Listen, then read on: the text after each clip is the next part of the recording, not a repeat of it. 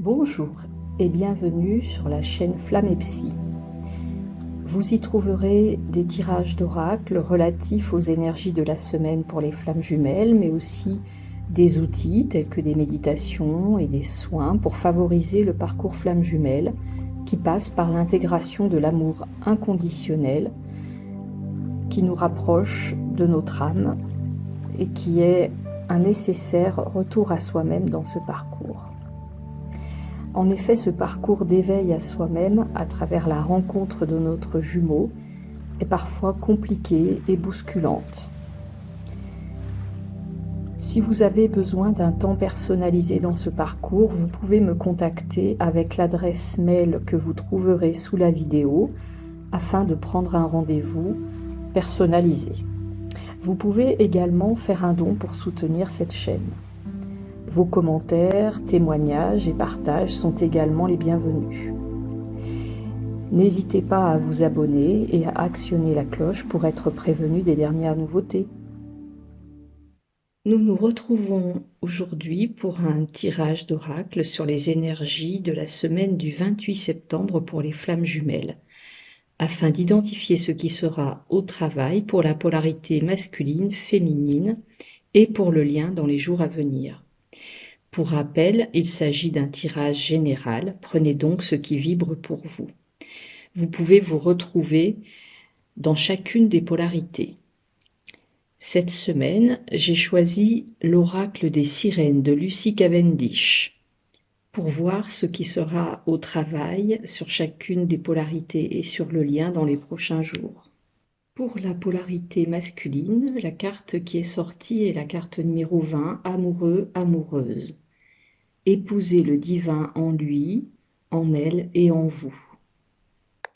Alors on peut dire que cette carte oracle est une invitation pour le masculin à pouvoir, j'allais dire, harmoniser l'énergie masculine et l'énergie féminine à l'intérieur de lui. Cela signe donc qu'un travail important a été fait déjà pour pouvoir accepter chacune des polarités, pour pouvoir guérir chacune des polarités, afin qu'elles puissent parvenir à cette étape d'union.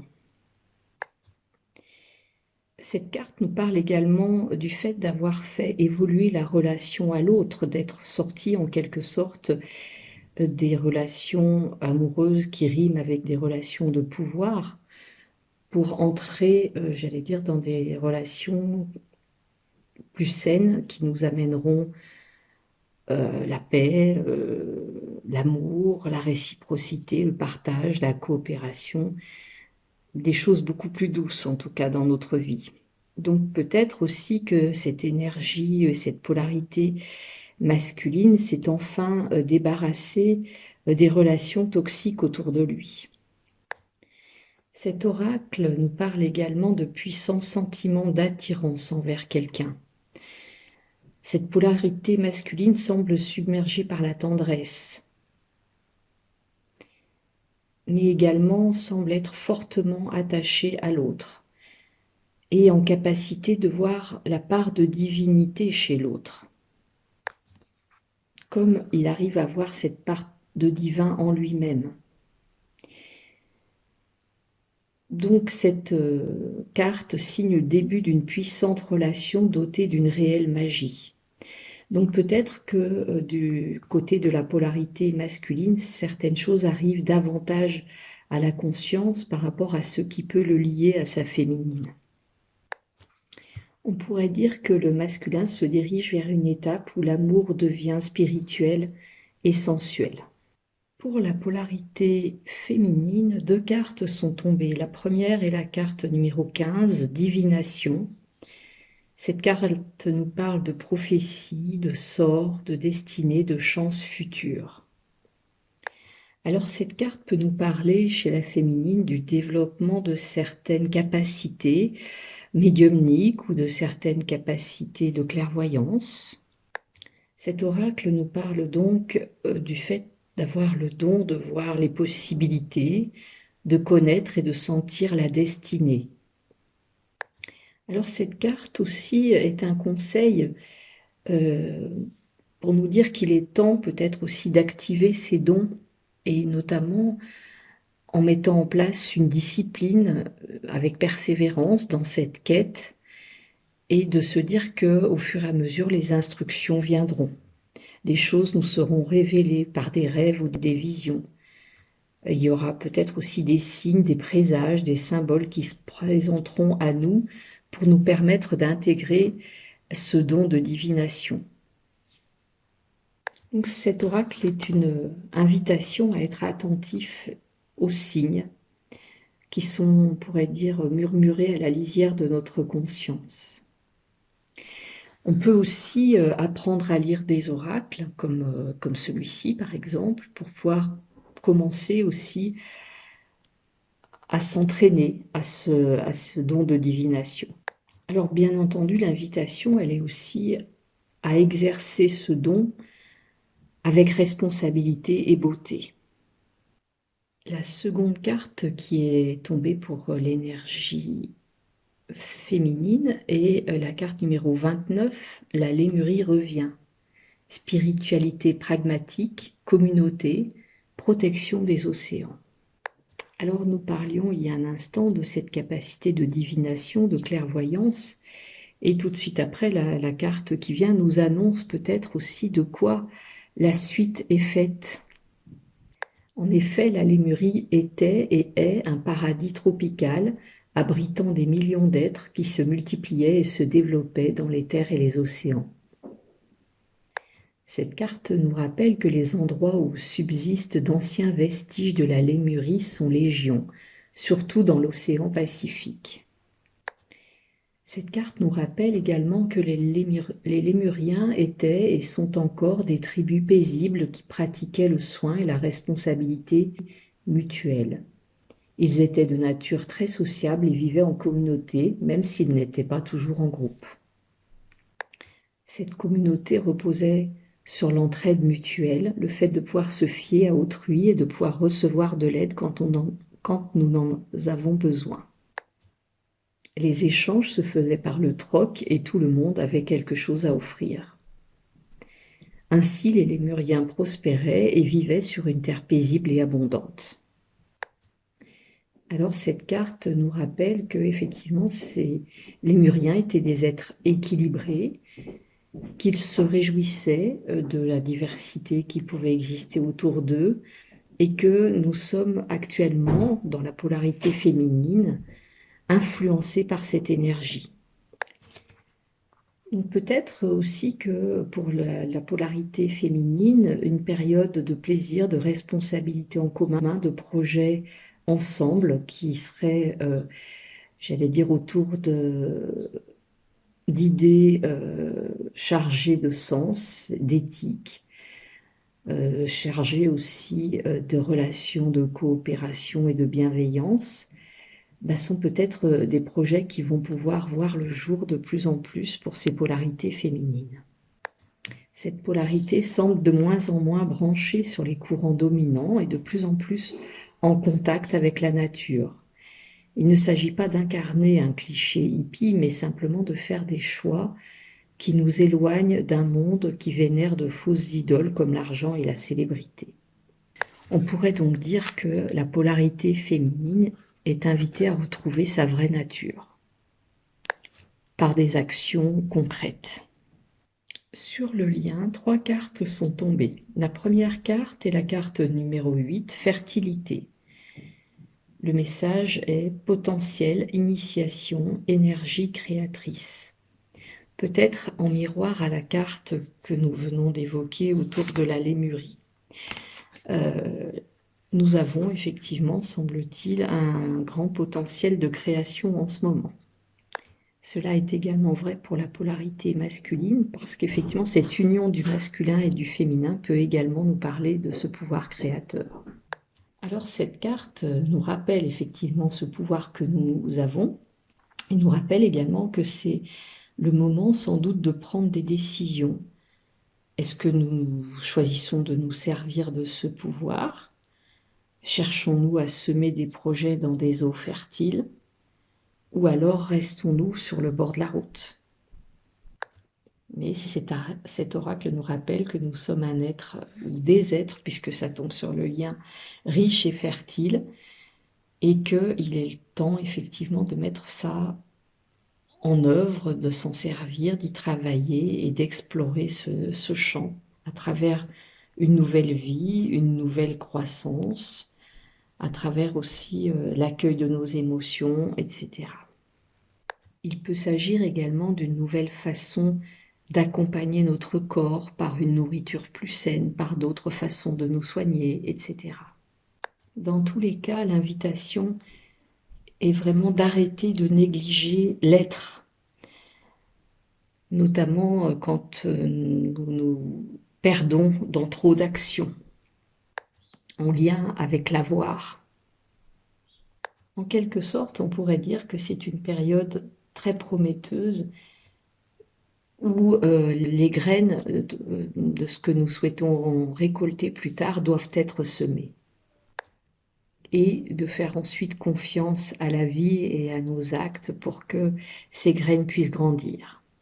La seconde carte qui est tombée sur le lien est la carte numéro 21, le miroir. Connais-toi toi-même, auto-examen.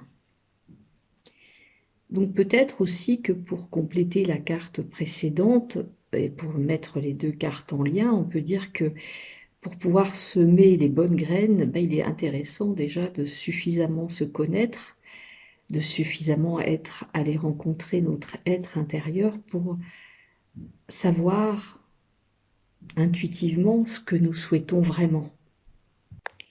Alors peut-être que cette connaissance de nous-mêmes nous apparaîtra notamment à travers nos rêves, à travers les émotions que les situations du quotidien nous font vivre, notamment quand on réalise qu'on a cherché à recouvrir une blessure mais qu'on a toujours mal. En somme, tout en nous doit être accueilli, ce qui nous paraît glorieux, mais aussi ce qui peut nous sembler plus difficile. Parce que nous sommes là à la fois avec nos qualités, mais aussi avec nos blessures. Et c'est cet ensemble qui crée, on pourrait dire, l'être divin que nous sommes. L'invitation avec cet oracle est vraiment d'en venir à s'aimer, à se connaître et à se guérir tel qu'on est. Donc cette carte nous dit que des miroirs surgiront dans notre vie qui nous renverront notre image à travers le rêve, à travers la réaction d'un de nos amis ou d'un proche, et nous invite à considérer tous ces miroirs comme des alliés, des outils magiques, et la guérison suivra. La troisième carte qui est sortie sur le lien est la carte numéro 6, régler le champ énergétique, santé et purification de l'aura. Votre corps, votre esprit, votre âme, vos émotions entretiennent entre eux une relation complexe et finement équilibrée. Ils produisent ainsi un champ énergétique appelé aura que les clairvoyants peuvent percevoir. Nombre de personnes peuvent sentir ce champ énergétique autour de vous et autour d'eux-mêmes également. Et ce champ énergétique a une grande influence sur ce que nous attirons, sur notre santé, sur les difficultés ou l'abondance que nous vivons. Alors l'invitation en ce moment est vraiment à prendre conscience déjà de ce champ énergétique que nous avons autour de nous et à en prendre soin, c'est-à-dire à prendre le temps de le nettoyer, de le purifier, mais aussi de le protéger pour éviter aussi, j'allais dire, certaines pollutions extérieures. En purifiant ce champ énergétique, c'est également l'occasion aussi de le recharger avec des choses beaucoup plus lumineuses qui permettent à ce champ énergétique de s'éclaircir. Donc vraiment, l'invitation est à s'occuper d'éventuels déséquilibres énergétiques dans notre aura le plus rapidement possible et sans délai, et d'y répondre avec amour, en donnant à cette part énergétique de nous-mêmes autant d'amour et de soin que nous pouvons le faire pour notre corps physique. Peut-être aussi, si c'est une partie de nous que nous découvrons, qu'il peut être intéressant aussi de procéder à une lecture d'aura pour voir un petit peu où en sont nos champs énergétiques. Rappelez-vous aussi que le contact avec la nature peut être une grande source aussi de purification de vos champs énergétiques. En dos de deck, la carte qui est sortie est la carte de la réceptivité. N'ayez pas peur de recevoir, n'ayez pas peur de donner.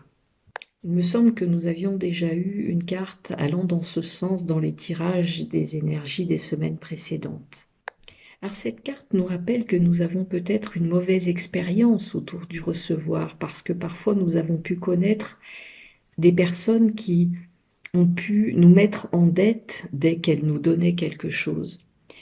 Mais là, l'idée, c'est de pouvoir rentrer dans quelque chose de beaucoup plus sain par rapport à cet échange du donner et du recevoir. En effet, il y a sans doute certaines personnes dans votre entourage qui sont en capacité de vous tendre un présent avec pour seul désir de vous voir heureux, satisfait et en sécurité. Toutes les roses n'ont pas d'épines. Qu'il s'agisse d'argent, d'amour, d'un objet ou d'un service, quand un présent vous est donné en toute simplicité et avec joie et amour pour celui ou celle qui vous l'offre, votre réceptivité, j'allais dire bienveillante, en fait un acte sacré. Cela devient un échange bienfaisant, aucune dette, aucun piège.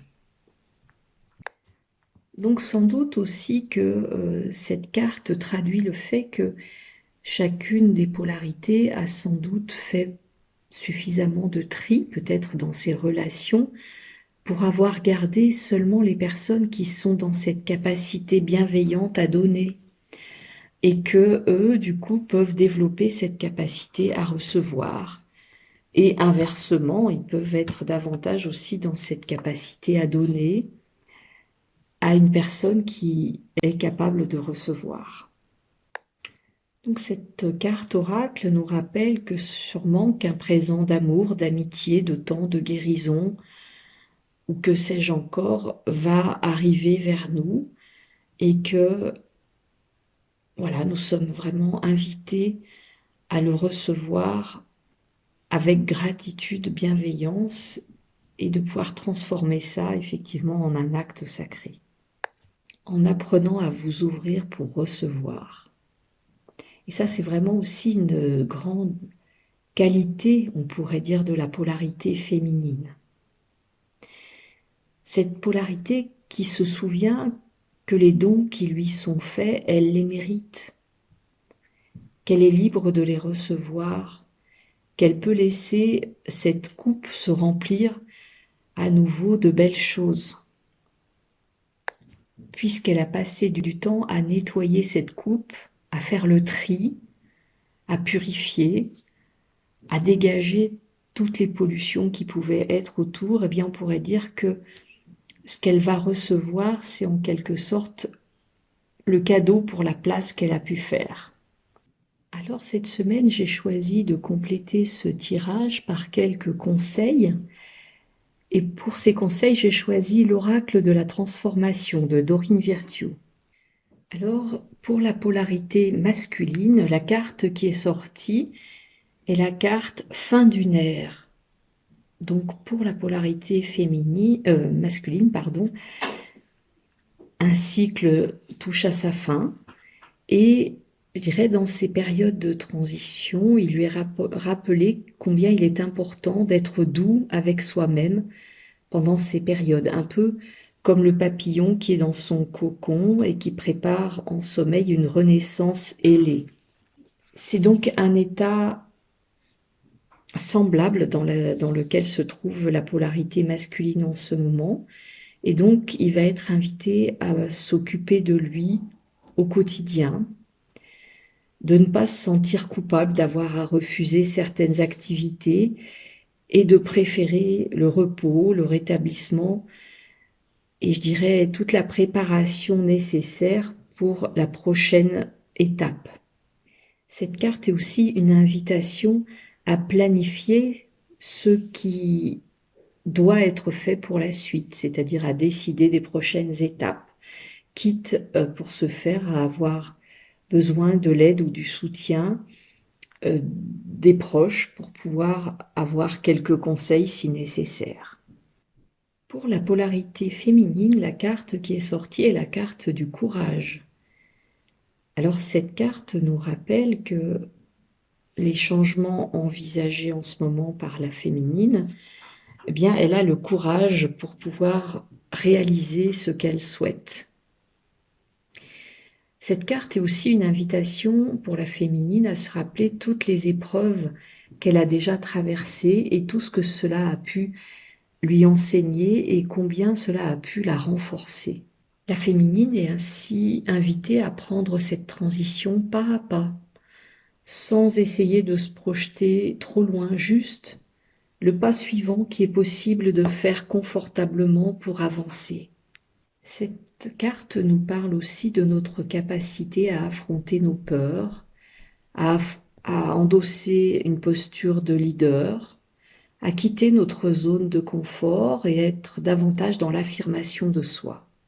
Sur le lien, 2 cartes sont tombées. La première est « Prenez soin de vous », nous rappelant peut-être effectivement ce que nous avions vu pour la polarité masculine qui était à la fin d'une ère. L'idée est qu'avant qu'un papillon n'émerge avec ses ailes magnifiques, il passe du temps dans son cocon.